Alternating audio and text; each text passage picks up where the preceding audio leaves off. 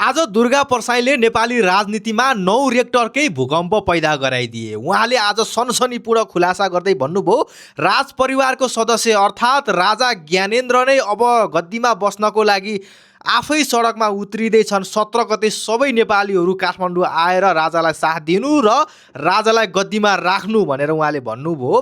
के साँच्चीकै अब राजा ज्ञानेन्द्र गद्दीमा बस्नको लागि, राजदण्ड सम्हाल्नको लागि तयार भएकै हुन् त? तपाईँले कसरी हेर्नु भएको छ? अब दुर्गा परसाई हुन् भूकम्पको दोस्रो नाम होइन।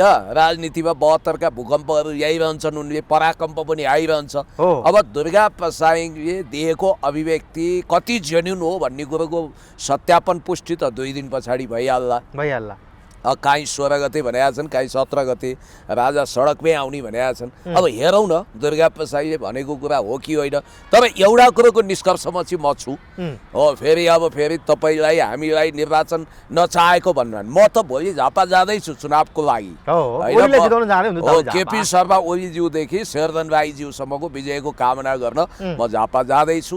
उता भोजपुर पनि पुगौँला। तपाईँ झापा जानु नै बेकार होला जस्तो छ। दुर्गा परसाईले भने अनुसार त साँच्चीकै 17 गते राजालाई गद्दीमा स्थापना गर्ने जस्तो कुरो छ। अब नारायणी ढित्री सरसफाइ भइरहेछ भन्ने कुरो छ। त्यो श्रीपेज राजदण्डहरू पनि सरसफाइ भएर टक्क यो किसिमले निगरानी गरेर सेनाले राखी छोडेको छ भन्ने कुरो छ। यो अब सिरियसली भने हो भने ठिकै छ नि त। हेरौँ न, हाम्रै देशको राजा हो, त्यसकारण अब यो सिरियसली भनेको तयारी भएको हो भने यसबारेमा wait and see, watch and see. यो दुर्गा परसाईले जेलबाट छुटेर आएको भोलिपल्टै यस्तो खालको कुरा सुनाउनु चाहिँ दुर्गा परसाईले केही न केही भित्री रहस्य, भित्री केही नपाकिकन बोलेका छैनन्। कुराहरू धेरै आएको थियो।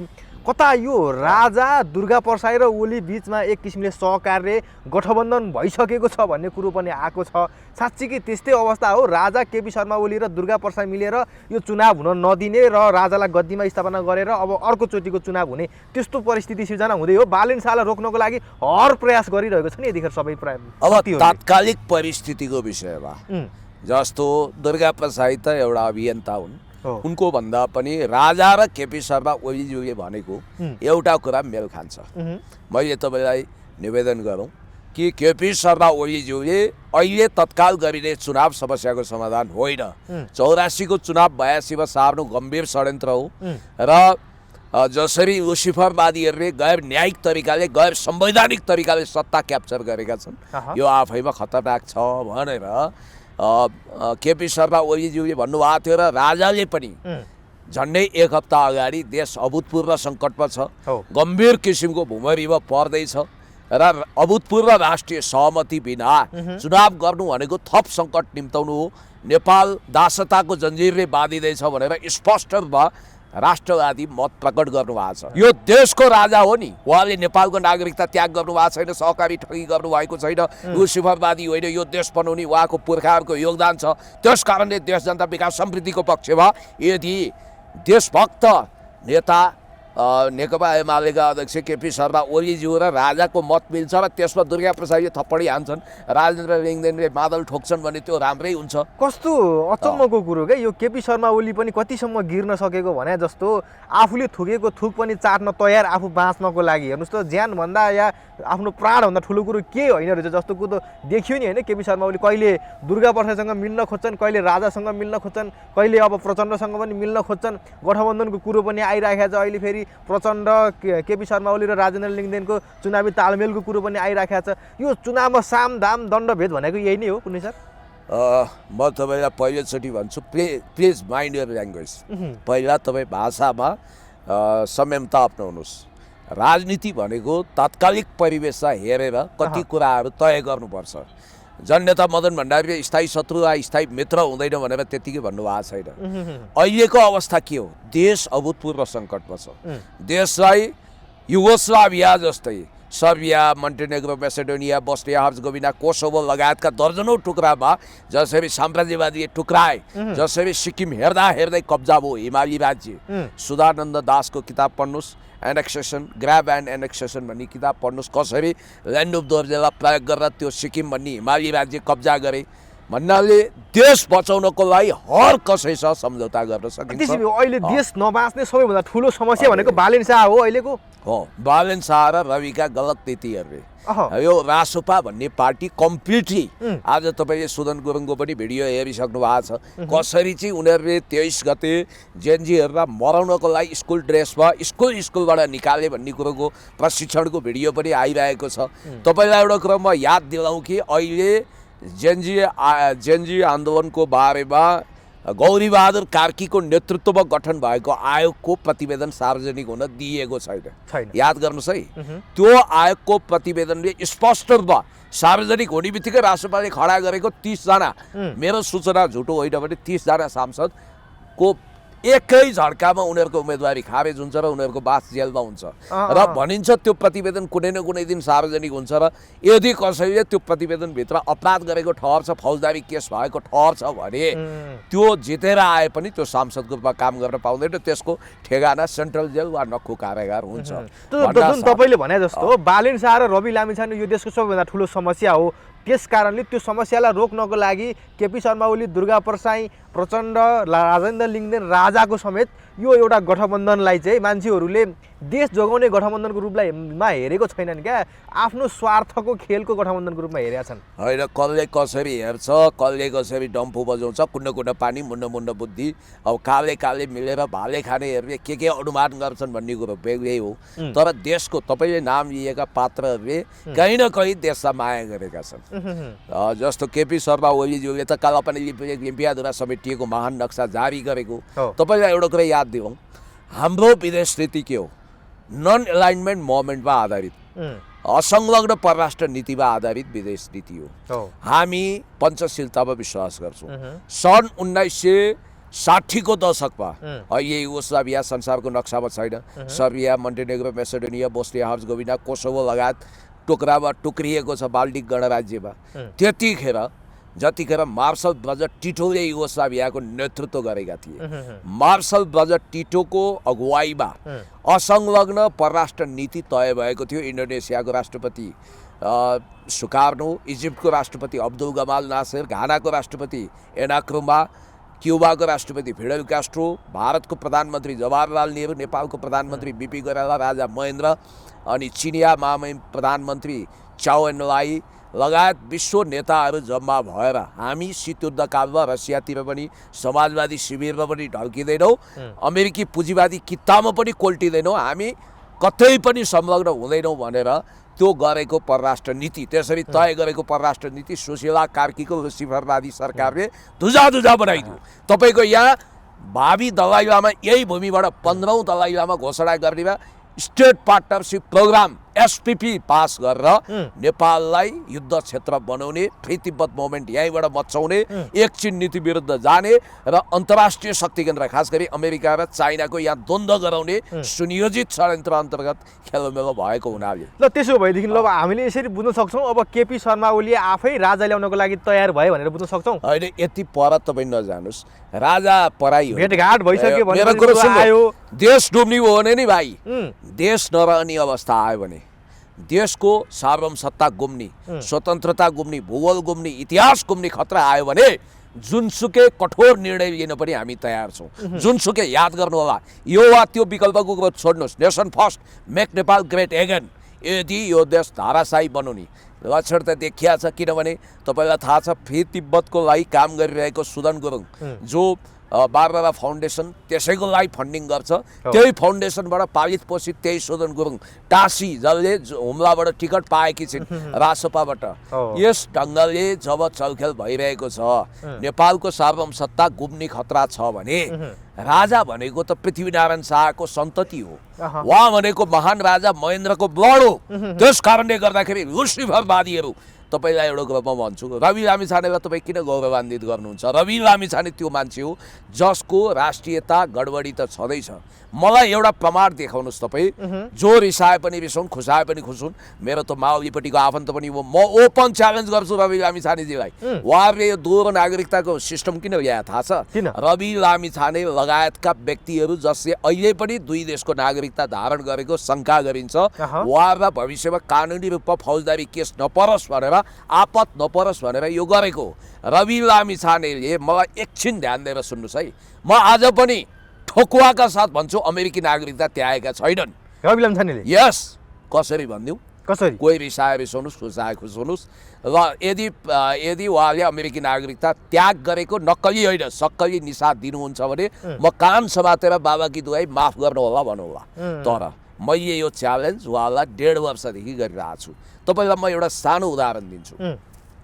अमेरिकी नागरिकता त्याग गर्नको निम्ति इट टेक्स टाइम, 1.5 महिनाको समय कम्तीमा लाग्छ। दोस्रो, उहाँको अमेरिकी बैंक लगायतका वित्तीय संस्थामा फ्रड केस चलेको छ। ठगीको केसमा अहिले पनि उहाँका मुद्दाहरू कायम छन् अमेरिकामा। यो निर्मम सत्य तपाईँलाई सुनाउँदैछु। दोस्रो, उहाँले ल्याटिनो केटीबाट जन्माएको सन्तानको दायित्व त्यही अमेरिकामा चुक्ता गर्नुपर्छ, यहाँबाट पैसा पठाउनुपर्छ सम्भवतः त्यो कानुन अनुसार।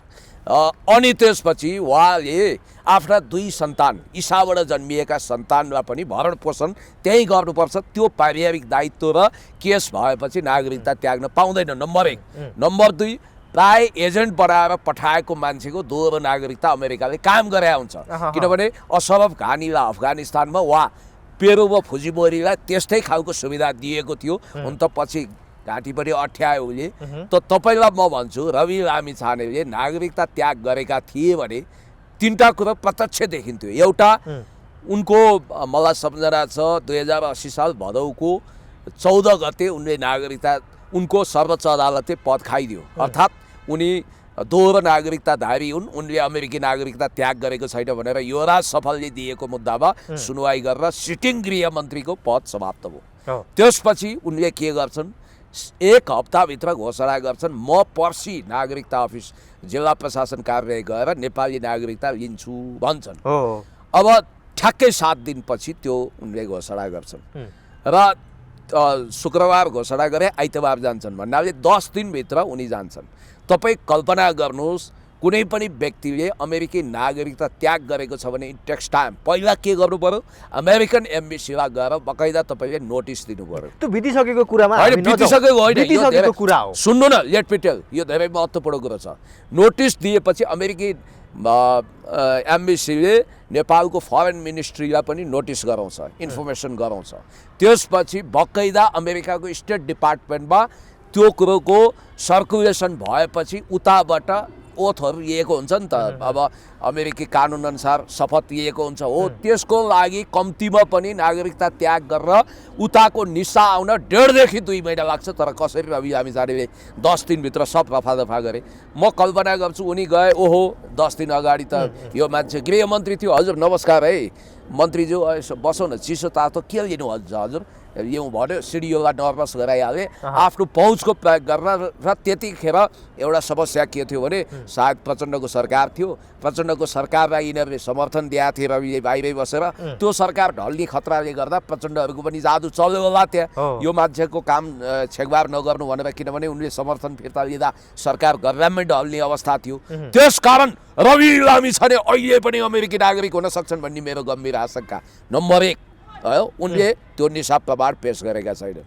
नम्बर 2, मैले तपाईँलाई मुटुबाती ढुङ्गा राखेर तितो सत्य बोल्नै पर्छ कि रवि लामिछानेले राजकोट हस्पिटल बनाउँदा सङ्घीय सरकार लगायत 3 त स्थानीय र प्रदेश सरकारबाट 5 करोड 52 लाख अनुदान लिएका छन्। त्यो पनि इन्टरनेसनल मोनिटरी फन्ड IMFबाट प्राप्त त्यो अनुदान लोन हो र त्यसमा हामीले ब्याजसहित चुक्ता गर्नुपर्छ। अनि राजकोट हस्पिटल बनाउन जम्मा 11 कोठे भवन, कच्ची भवन, जस्ता पाताले छाएको भवन बनाउन जम्मा 6 करोड लाग्यो।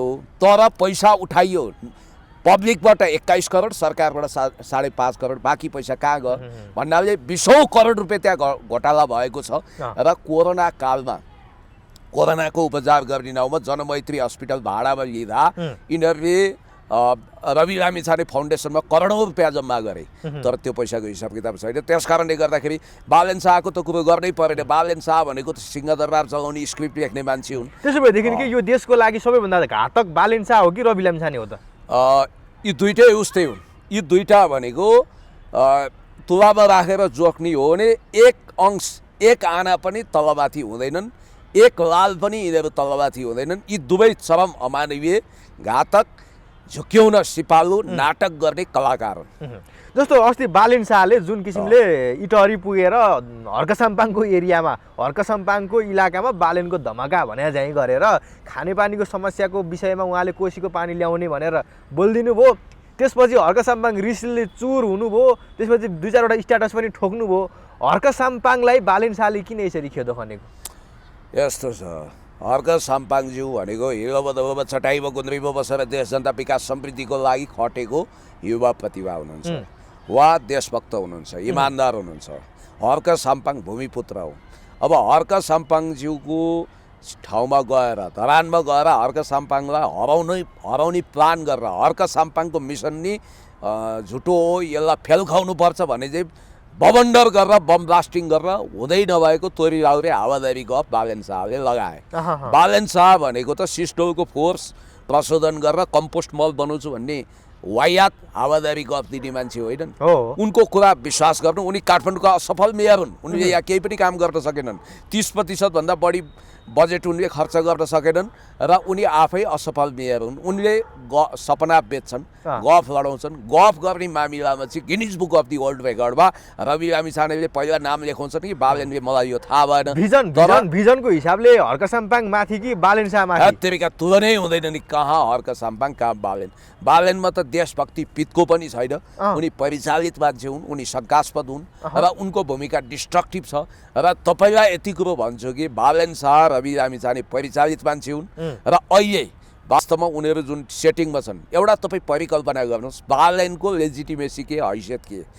त्यो मानिस जसले साधारण मेयर हुँदा पनि, साधारण मेयर त हो नि, त्यस्ता मेयर त कति भए कति, काठमाडौँ मेट्रोपोलिटनको मेयर हुनुहुने, महानगरपालिकाको मेयर हुन्, क्यापिटल सिटीको मेयर हुन्। उनी कुनै प्रधानमन्त्री राष्ट्रपति त होइनन्। मेयर भएर रहेको व्यक्तिले स्थानीय सत्ताको प्रमुखले जुन तटस्थता अपनाउनु पर्छ त्यसको विपरीत यिनले के गर्छन् थाहा छ? यिनले जेनजी आन्दोलनमा जानको लागि मान्छे भड्काउँछन्। बाहिरै देखिएको स्ट्याटसै लेखेर फलाना तिलाना ढिस्काना जानु, फलाना तिलाना ढिस्काना पागल अभियन्ता भन्दै दुर्गालाई लक्षित गरेर तिमीहरू नजानु है भन्छन्। दुर्गा हाम फाल्न खोजिसकेका थिए तर उनलाई बार बन्देज लगाइन्छ। सुन्नुहोस् है, अब त्यसपछि त्यहाँ तय हुन्छ। हुन त बालेन शाह आफै प्रधानमन्त्री बन्नको लागि दाम्रो चुडाइलिरहेका थिए। पछि उनले अङ्गुर अमिलोको नीति अपनाए। तपाईँलाई फ्याउरोको कथा थाहा छ नि? फ्याउरोले के गरेछ भने सबैले बेल्ला गरेछन्। उनले भनेछ हे यो अङ्गुर अमिलो छ त्यही भएर मैले टिपेर खाइनँ भनेछ। अब सके पो टिपेर खान्थ्यो। बालेन शाहको लागि त्यो प्रधानमन्त्री भनेको फ्याउराको अगाडि अङ्गुर जस्तै थियो। उनले लास्ट कोसिस गरे तर पाएनन्, किनभने सुशीला कार्कीलाई प्रधानमन्त्री बनाउनको लागि देशी विदेशी प्रतिक्रियावादी जसले जेनजी आन्दोलनको एउटा चक्रव्यूह रचना गरेर क्षणभरमै देश तबाह गरे। सिंहदरबार जलाए, सर्वोच्च जलाए, सबै संसद भवन जलाए। त्यो अमरेश कुमार सिंहले 70 सालमा त्यो कैलालीमा हिंसा हुनु अगाडि गएर हिंसात्मक भाषण गरेका छ। अहिले यसले बालेन शाहलाई च्यालेन्ज गरे जसरी ए बालेन नाजीवादी सोचिन्छौ, तिमी हिटलरपन्थी रहेछौ, तिमीले कबाडीहरू खेद्ने हो, तिम्रो हिम्मत छ भने सर्वोच्च भत्काउ, सिंहदरबार जलाउ भनेको छ। त्यो उसले जहाँ भनेको त्यहीँ आगो लागेको छ। यो मान्छेलाई पनि अनुसन्धानको घेरामा ल्याउनु पर्छ। कृष्ण कुमार कार्की, तोशिबा कार्की, गणेश कार्की, सोम शर्मा, यी कोकौन धेरै मान्छेहरू। अनि त्यसपछि हामी बालेनले मानेनन्। अब हामी गएर नक्खु कारागारबाट रविजीलाई भगाउँ भन्ने को त्यही राजीव खत्री हुन्छ। हामी आइसक्यौँ भन्ने अर्की समानुपातिक सांसद बनाउन ठिक्क पारेकी चेलीको कथा पनि तपाईँलाई थाहा छ। हो हामी आइसक्यौँ, अब हामी छुटाउने हो भनेर गृह सचिवको नक्कली पत्र लगेर नेपालको इतिहासमा योभन्दा झुट के हुन्छ? रवि लामिछाने त्यतिखेर छुटेका छन्। अमेरिकी नागरिक भइसकेको रवि लामिछानेलाई देशको के मोह?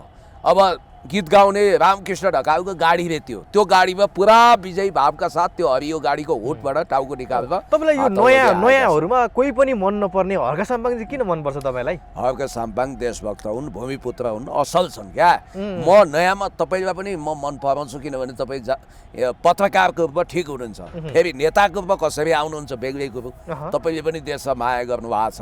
मैले भन्न खोजेको कुरा के हो भने रवि लामिछाने यिनीहरूको भूमिका शङ्कास्पद छ। र मैले अघि नै तपाईँलाई भनेको कुरा के हो भने यो आयोगको प्रतिवेदन विज्ञानराज शर्मा जस्तो प्रभावशाली पूर्व एआइजी हुनुहुन्छ, सुरक्षाकर्मी, उहाँले कम्प्रोमाइज गर्नुहुन्न सुरक्षाको कुरोमा। मलाई जसो लाग्छ अहिले नेपाल प्रेसमा आएको समाचार अनुसार यो सारा प्रतिवेदन बाहिर ल्याइदियो भने यिनीहरू सर्वनाश हुन्छन्। हुन त बिबिसीले एउटा नयाँ खालको न्युज पनि निकालेको छ। अब जेनजी आन्दोलनको बारे कार्की आयोगको प्रतिवेदन नआउँदै उसले सारा दोष आइजीलाई थुपारेको छ। बिबिसीको रिपोर्टले अहिले सनसनी मच्या छ, के हो कुरो वास्तव? तर नेपाल प्रहरीको बर्दिवाल देशभक्त आइजी चन्द्र कुबेर खापुङ जो सिआइबी प्रमुख पनि हुनुभयो र नेपाल प्रहरीको उहाँ कर्तव्यनिष्ठ सिनियर अफिसर हो।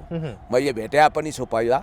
मलाई लाग्छ उहाँले त्यही बेलामा यसमा प्रधानमन्त्रीको कुनै दोष छैन, आदेश मैले दिया हो भनेकै छ त, त्यही आधारमा प्रतिवेदन तयार पारे। ओलीलाई बचाउनको लागि चन्द्रकुबेर खापुङ बलिको बोको भन्दैछ अहिले। त्यस्तो तपाईँ यसरी नसोच्नुहोस्, किनभने चेन अफ कमान्डमा चल्छ क्या राज्य।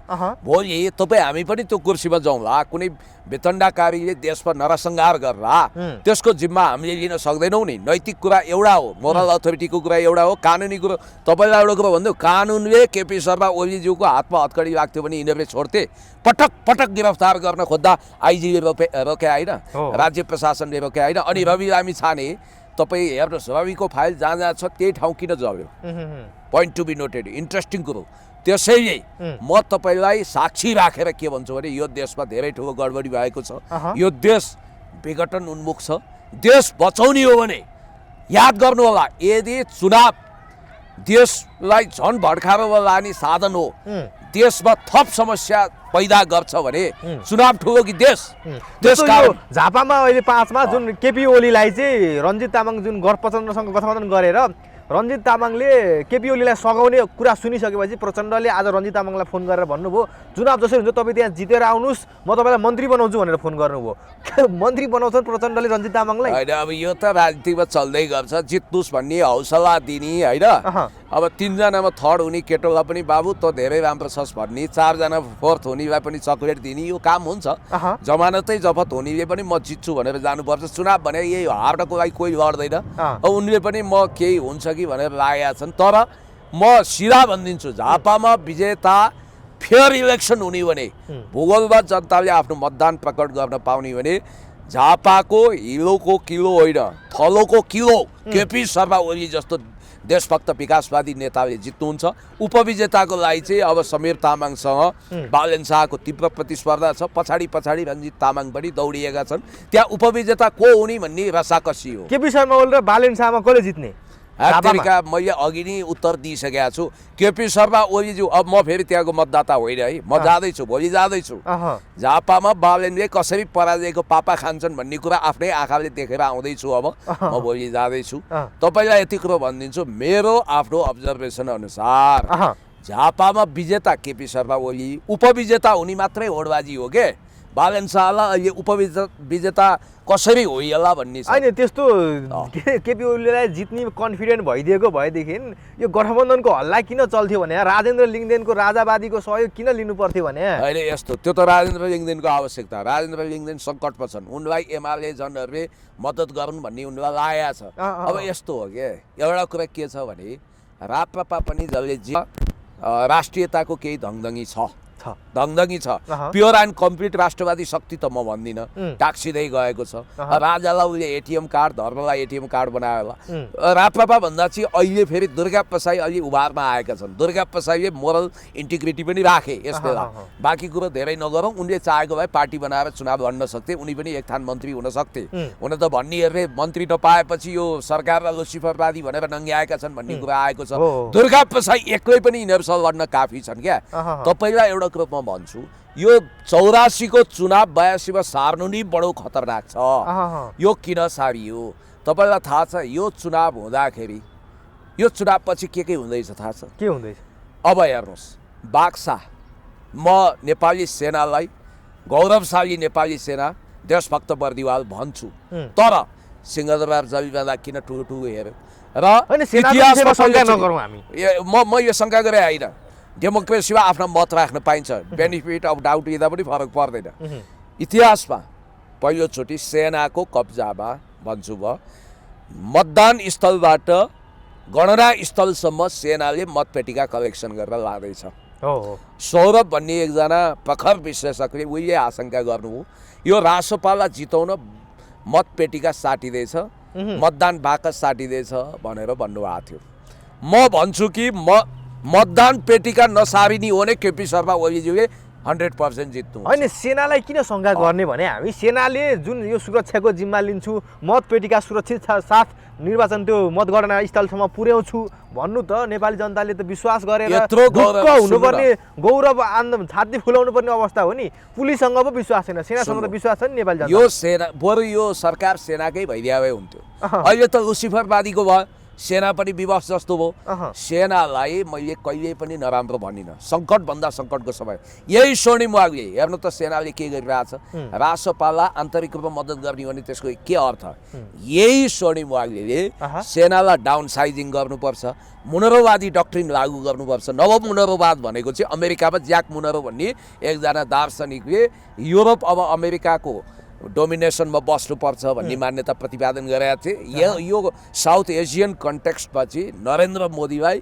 नयाँ ज्याक मुनरो बनाएर अब उसको ठुल्दाइगिरीमा हामी तलुवा चार्दै बस्नुपर्छ भन्ने घातक अभिव्यक्ति दिएर सेनालाई डाउन साइजिङ गरौँ पार्लियामेन्टमै उनले बोले सेनाको सङ्ख्या घटाउँ भन्दा खबरदार सेना अपरिहार्य छ डिजास्टर म्यानेजमेन्टदेखि नेपालको आन्तरिक घरेलु गृहयुद्ध थाम्न पनि आतङ्कवादसँग सामना गर्न अनेक खालका समस्या झमेलाहरूबाट सामना गर्न पनि हामीले सेनालाई राख्नुपर्छ बरु बढाउनुपर्छ घटाउनु पर्दैन बरु सेना पाल्ने बजेट भएन भने हामी हाम्रो घाँस काटेर दिन्छौँ भनियो तर यही सेना घटाउनुपर्छ भन्ने स्वर्णिम वाग्लेको पार्टीलाई किन काखी च्याप्नु पर्यो अनि राजसभाको हेर्नु त मैले अघि नै भने एक पटकको वंशज सधैँको वंशज भनेर देश छोडेर गएका म सबैलाई शङ्का गर्दिनँ तीमध्ये कतिपय कोही सिआइएका एजेन्ट होलान् कोही रहका होलान् कोही एफबिआईका होलान् कोही केका होलान् तिनीहरू वंशजको नागरिकता कायम भएपछि एनआरएनलाई अधिकार त हामीले पर्याप्त दिएका छौँ प्रोफेसनल अधिकार व्यावसायिक अधिकार भोलि तपाईँ यो देशमा बसेर स्ट्रगल गर्ने हेरेको कस्मेटिक कथित लोकप्रियता हासिल गर्ने कुनै रवि लामिछाने कुनै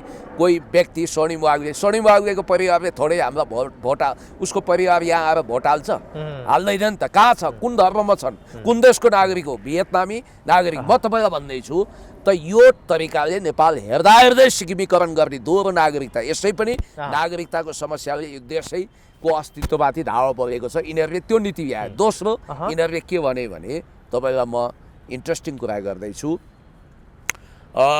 के अरे सहकारी पीडितलाई चाहिँ 100 दिनभित्र 100 दिन त पहिला पनि रवि लामिछानेले भनेका थिए 100 दिनभित्र हामी विदेशमा गएकालाई ल्याउँछौँ भनेर पछि के भने टिकट काट्दै आउने भने यिनीहरूको हावादारी कुरो ढाँटको निम्ति खाइपत्तिनुपर्छ 100 दिनभित्र सहकारी पीडितको पैसा फिर्ता दिन्छौँ अब तपाईँ याद गर्नुहोस् तपाईँ हामीले घाँस काटेर तिरेको करबाट बनेको राज्य कोष जो बजेट बन्नुपर्छ मेगा प्रोजेक्ट सुरु गर्नुपर्छ त्यसबाट चाहिँ यिनीहरूले के भन्यो भने त्यहाँबाट चाहिँ दिने रे क्या 1 खर्ब 35 अर्ब मेगा प्रोजेक्ट बनाउनु पर्ने त्यो रकम चाहिँ सहकारी ठगबाट अहिले खरबौँ रुपियाँ निस्किन सक्छ त्यो चाहिँ हामीले तिर्नुपर्ने कति खतरनाक कुरो छ त्यसकारण देश डुबाउने कुरा यिनीहरूले गरिरहेका छन् देशलाई सखाप पार्ने कुरो गरिरहेका छन् खबरदार देशलाई नष्ट भ्रष्ट गर्न पाइँदैन पुरै सर यो चुनावको मुखेमा आज शेरबहादुर देउवा सिङ्गापुर उडे स्वास्थ्यको समस्याको एउटा कारण देखाउँदै उहाँ सिङ्गापुर उडेका छन् तर कतिले यो स्वास्थ्य सम्बन्धी समस्या नभइकन अब देशमा चुनावको लगत्तै केही उथलपुथल हुँदैछन् फेरि जेनजी आन्दोलन जस्तै हुँदैछन् फेरि पिटे खानी पर्ने स्थिति आउँदैछन् त्यस कारणले शेरबहादुर देउवा भागेको हुन् निर्वाचन बहिष्कार गरेर उहाँ सिङ्गापुर उडेको हुन् भन्ने कुरो छ के कसरी हेर्नुभएको छ तपाईँले यसलाई चाहिँ हेर्नुहोस् यो अतिरञ्जित कुरो गरे जस्तो हुन्छ देउवाले कुनै विशेष खालको समाजवादी कार्यक्रम ल्याएनन् चमत्कार गरेनन् तर व्यक्तिगत स्वभावमा देउवा दैव हुन् उनले कसैलाई गाली गरेनन् त्यत्रो पिटाइ खाए उनको स्वास्थ्य स्थिति निकै प्रतिकूल छ त्यही भएर बुढेसकालमा उनी जचाउन गएको हुन् मानवीय हिसाबले उनलाई हामी स्वास्थ्य लाभको कामना गर्छौँ प्रेसर बढेर गएको रे के बढिहाल्छ नि 82-83 वर्षको भइसक्यो 19 नेपालमा प्रेसरको उपचार हुँदैन होइन सुन्नु न अब होला उनी उतै उपचार गर्लान् के गर्लान् अब हुनसक्छ उनको हाई प्रोफाइल मिटिङ त्यही होला केही कुरा गर्दै होलान् उनी पनि चुप लागेर बसेको छैनन् होला उनको हातबाट पार्टी सत्ता कब्जा गरिएको छ पार्टी हाइज्याक भएको छ अब देउवाको स्वास्थ्य लाभको कामना गरेर यो कुरालाई धेरै नतन्क्यौँ नपन्प्यौँ अहिले नेपालको वृद्धि दर 5.4% छ भने 17% वृद्धि दर हासिल गर्न सम्भव छ। अनि अर्को कुरो 30,000 किलोमिटर सडक बनाउँछन् रे, कहाँबाट बनाउँछ? रवि लामिछाने र बालेन शाहको सम्बन्धमा खटपट आइसकेको अहिले नै भन्ने कुरो आएको छ। साँच्चीकै खटपट आइसक्यो होला रवि लामिछाने र बालेन शाहको सम्बन्धमा? एउटा कुरो म तपाईँलाई भन्छु, यो घिउ बेचुवा र तरबार बेचुवाहरूको चाउरे पिरती कसले कसलाई थाङ्नामा सुताउने, कसले कसलाई बेवकुफ बनाउने भन्नेमा हुन्छ।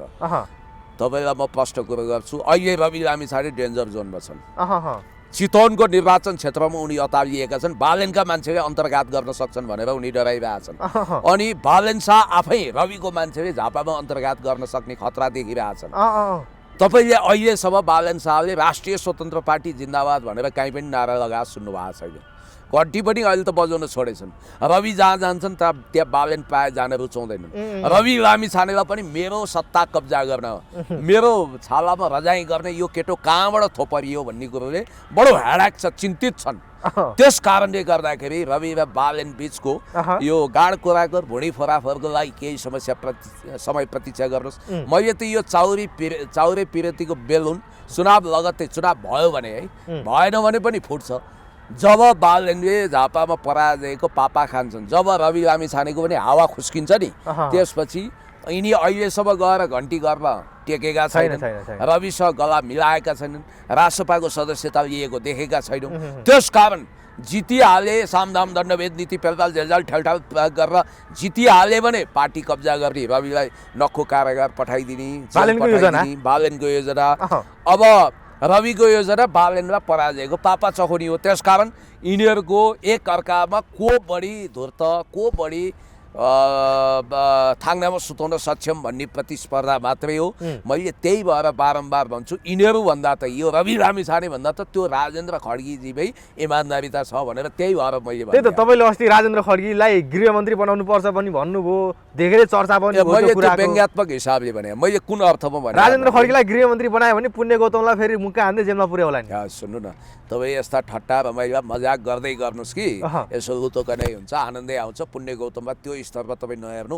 मैले मेटाफोरिक रूपमा के भनेको भने, जब स्तरहीन अराजनीतिक खल्ली बल्ली, जब रवि लामिछाने जस्तो बेइमान मान्छे, जब यो देशको नागरिकता त्याग गर्ने मान्छे गृहमन्त्री बन्न सक्छ भने अब रवि लामिछाने अलिकति बोलक्कड होलान् मिडियाकर्मी, तर चेतनाको हिसाबले त रवि लामिछाने भन्दा राजेन्द्र खड्गी सुरुड छन्। राजेन्द्र खड्गीले यो देशको महान नागरिकता त्याग गरेका छैनन्, सहकारी ठगेका छैनन्, अनि कोरोना हस्पिटल सञ्चालन गर्छु भनेर करोडौँ रुपियाँ आफ्नो कोषमा लिएका छैनन् होइन। अब बिहे नि दुईटा बिहा गरे पनि इमान्दारीपूर्वक स्वीकारेका छन्, आफ्नो परिवारलाई समय दिएका छन्, उनीहरूलाई गला मिलाएका छन्। रवि लामिछानेले त आफ्नो सन्तानलाई कहिले पनि माया गरेको देखिँदैन, आफ्नो सन्तान र देशलाई माया नगर्ने।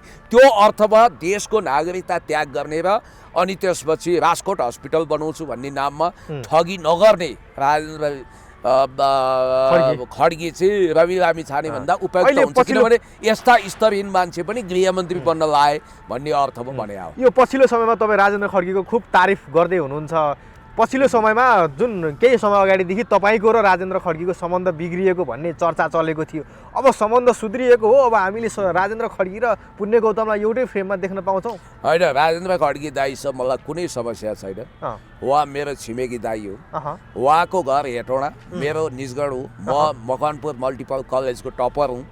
संयोगले उहाँले त्यहाँ योगदान गर्नुभएको रहेछ। त्यसकारण यो समस्या केही पनि होइन कि यो चिया कपको तुफान हो। स्क्रिन शेयर गर्न सकिन्छ दुईजना?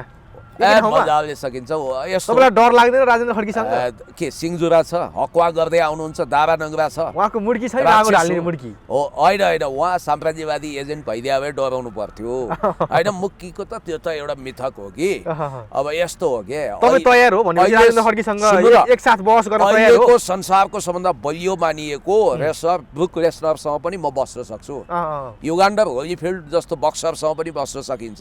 त्यो कुन ठुलो कुरा हो र? तपाईँ बहस गर्न तयार भनेपछि राजेन्द्र खड्गीसँग? तेरिका बहस गर्न त यो देशको जोसँग पनि म तयार छु, गगन थापासँग तयार छु, रवि लामिछानेसँग तयार छु, जोसँग पनि तयार छु।